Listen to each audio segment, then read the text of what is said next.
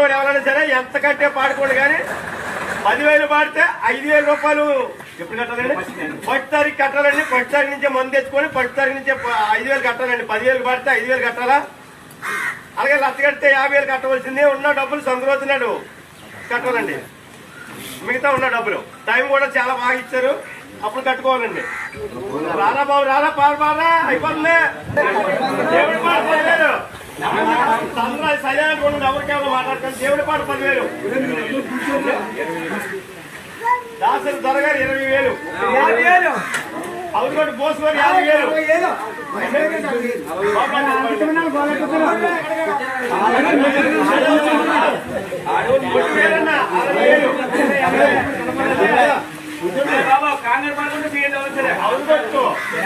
గణేష్ 70,000. గోరెడ్డి శ్రీని గారు 80,000.